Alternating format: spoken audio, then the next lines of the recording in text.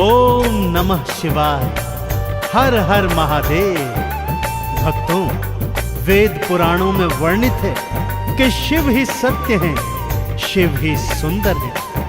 भगवान शिव का न कोई आदि है और न कोई अंत। आपने वेद पुराणों के माध्यम से भगवान शिव की अनेकानेक गाथाएं सुनी होंगी भक्तों, परंतु आज मैं उन्हीं जटाधारी, गंगाधारी और औघड़नाथ शिव भोले की ऐसी कुछ गाथाएं आपको सुनाने जा रहा हूं, जिससे आप सबका यह विश्वास और भी दृढ़ हो जाएगा कि मात्र एक लोटा गंगा जल अर्पण करने से प्रसन्न हो जाने वाले सदाशिव जैसा दानवीर और कोई नहीं है। तो एक बार फिर मेरे साथ बोलिए, बोलिए शंकर भगवान की।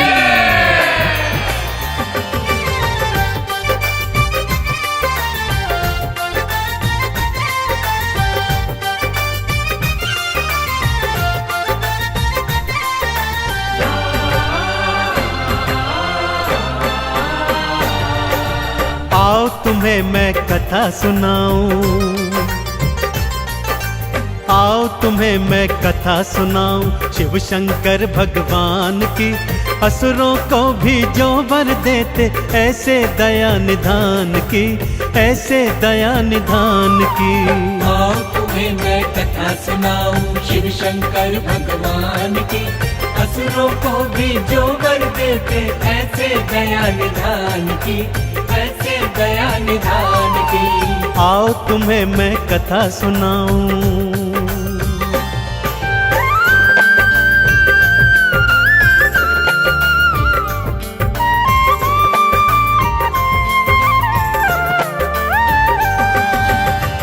भक्तजनों, पहली कथा दैत्यराज भस्मासुर की सुनाता हूं। भस्मासुर ने अपनी अनन्य भक्ति और हठ योग से शिव भोलेनाथ को प्रसन्न किया और वरदान में यह वर मांगा कि वो जिसके शीश पर हाथ धरे वो तत्काल भस्म हो जाए। जैसे ही भोलेनाथ ने तथास्तु कहा, वो पापी वरदान की सत्यता जानने हेतु भगवान शिव के सिर पर ही हाथ रखने को तत्पर होने लगा और उन्हें भस्म करने उनके पीछे पीछे भागा।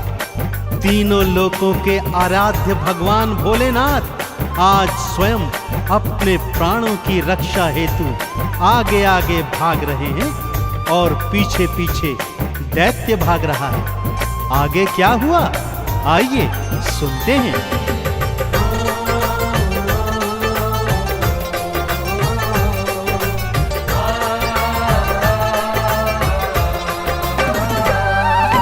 पीछे पीछे भागा पापी, आगे शिव जी भाग रहे। सृष्टि के हरता देखो अब स्वयं मृत्यु से कांप रहे। भागते भागते विष्णु लोक में शिव शंकर देखो आए। हे विष्णु प्राणों को बचाओ, शिव शंकर ये बतलाए। कैसे विष्णु जी ने की थी, हाँ कैसे विष्णु जी ने की थी रक्षा शिव के प्राण की। असुरों को भी जो वर देते ऐसे करुणा निधान की, ऐसे दया निधान की। आओ तुम्हें मैं कथा सुनाऊं शिव शंकर भगवान की। असुरों को भी जो वर देते ऐसे दया निधान की, ऐसे दया निधान की। आओ तुम्हें मैं कथा सुनाऊं।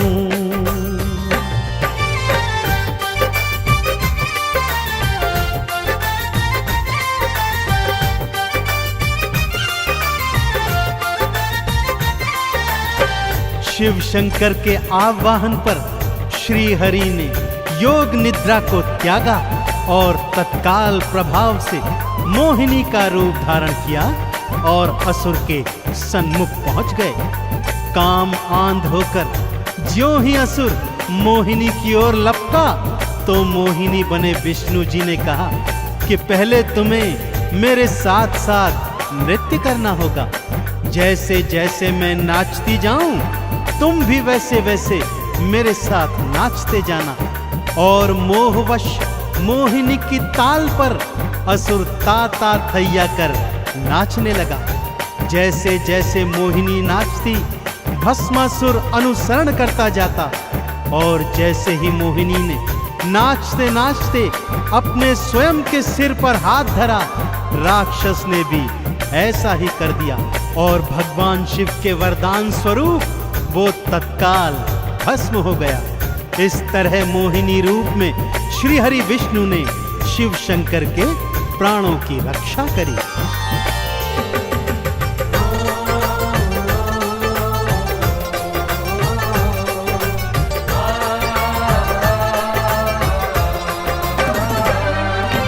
जैसे जैसे मोहिनी नाचे, असुर भी नाचता जाता था।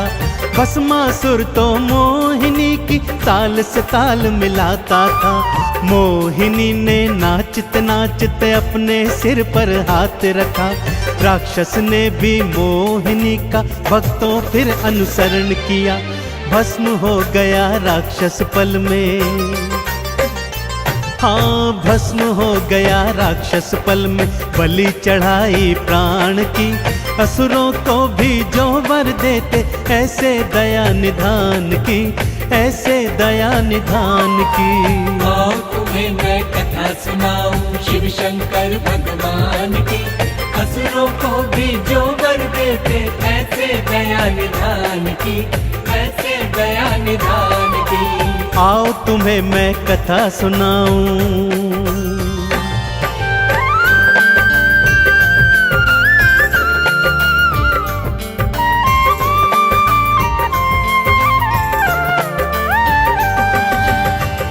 दूसरी कथा का प्रसंग इस प्रकार से है भक्तों।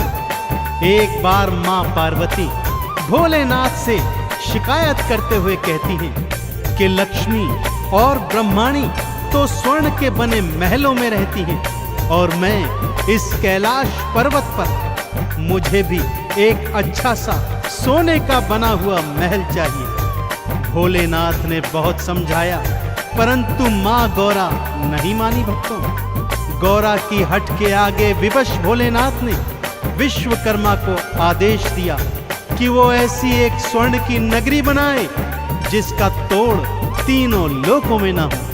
भगवान शिव के आदेश की देरी थी कि विश्वकर्मा ने स्वर्ण की ऐसी ही नगरी निर्मित कर दी। मां पार्वती ने जब उस नगरी को देखा तो अति प्रसन्न हो गईं।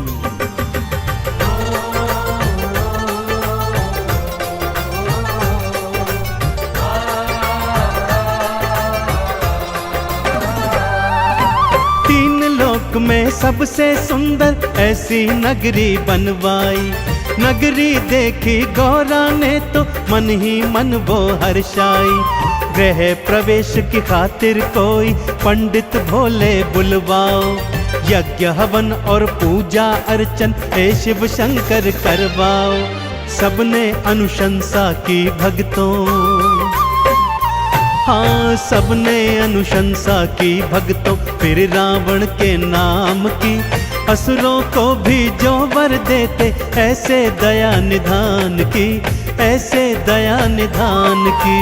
आओ तुम्हें मैं कथा सुनाऊं शिव शंकर भगवान की। असुरों को भी जो वर देते, ऐसे दया निधान की, ऐसे दया निधान की। आओ तुम्हें मैं कथा सुनाऊं।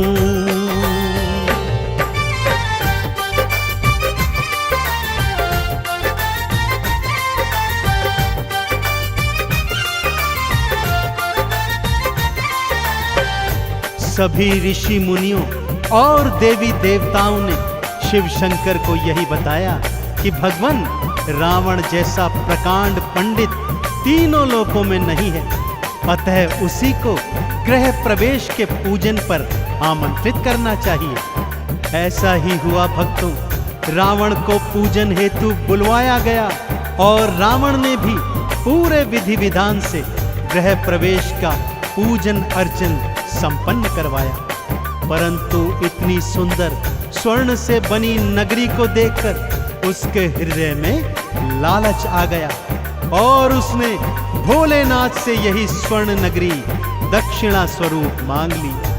दानियों के दानी देवादिदेव भोलेनाथ ने बिना सोचे विचारे उसे तथास्तु कहकर स्वर्ण से निर्मित नगरी उसके हाथों में सौंप दी। हाँ, वही स्वर्ण नगरी जो उन्होंने मां गौरा हेतु बनवाई थी।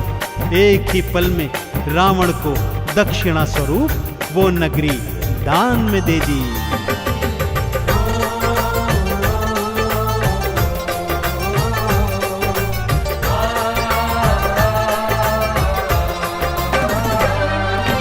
एक पल को ना देर लगाई, दान में लंका दे डाली। आप फकीरी हाल रहे और सबको देते खुशहाली। स्वर्ण की नगरी देखो रावण फिर अपने घर ले आया। पापी था पर शिव शंकर का भक्त परम वो कहलाया। वेद पुराण भी कहते गाथा, हाँ वेद पुराण भी कहते गाथा शिव शंकर के दान की। असुरों को भी जो वर देते ऐसे दया निधान की, ऐसे दया निधान की। आओ तुम्हें मैं कथा सुनाऊं शिव शंकर भगवान की। असुरों को भी जो वर देते ऐसे दया निधान की, ऐसे दया निधान की। आओ तुम्हें मैं कथा सुनाऊं।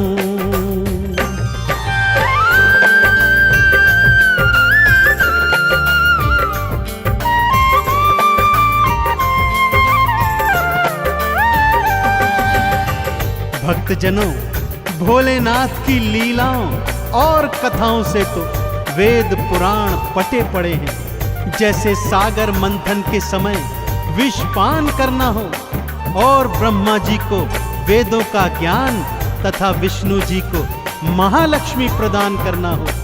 ताड़कासुर, जालंधर जैसे अनेकानेक असुरों ने भोलेनाथ को प्रसन्न कर उनसे अभय वरदान प्राप्त किए हैं। तो फिर भोलेनाथ जो असुरों को भी वर देते हैं, क्या आपकी भक्ति से प्रसन्न नहीं होंगे भक्तों? अवश्य होंगे। कैसे होंगे? आइए आपको बतलाता हूं।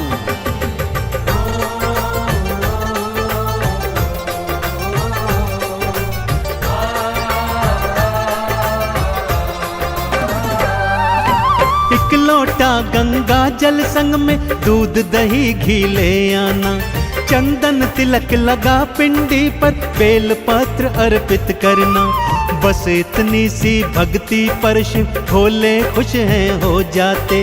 भक्तों के भंडार वो भोले अपनी कृपा से भर जाते। व्यर्थ जन्म न गवाओ भक्तों, हाँ व्यर्थ जन्म न गवाओ भक्तों। आई घड़ी गुणगान की। असुरों को भी जो वर देते ऐसे दया निधान की, ऐसे दया निधान की। आओ तुम्हें मैं कथा सुनाऊं शिव शंकर भगवान की। असुरों को भी जो वर देते ऐसे दया निधान की, ऐसे दया निधान की। हाँ, तुम्हें मैं कथा सुनाऊं।